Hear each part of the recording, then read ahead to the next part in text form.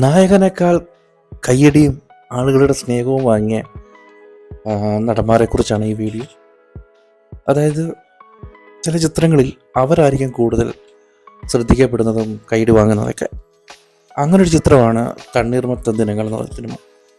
ആ സിനിമയിൽ അതിലെ നായകൻ നമ്മുടെ മാത്യു തോമസ് ആണ്. അനശ്വര രാജനാണ് നായികയായിട്ട്. പക്ഷേ മാത്യുവിനേക്കാൾ അതിൽ ശ്രദ്ധിക്കപ്പെട്ടത് നെൽസൺ ഗഫൂറാണ്.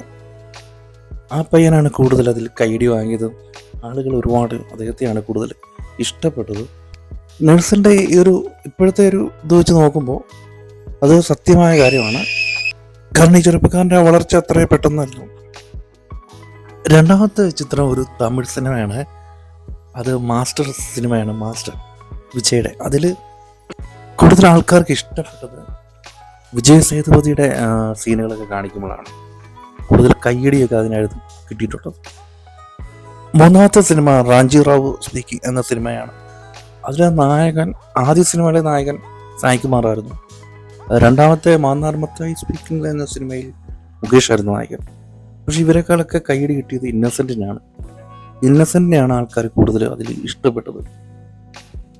നാലാമത്തെ സിനിമയാണ് ഗോഡ് ഫാദർ സിനിമയിൽ നായകൻ മുകേഷാണ്.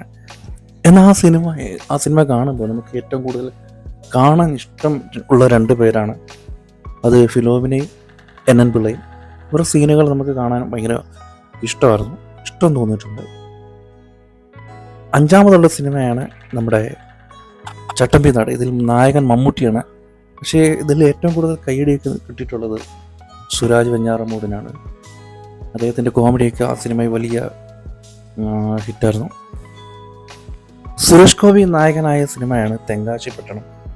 അതിൽ ലാലും മറ്റൊരു നായകനാണ്.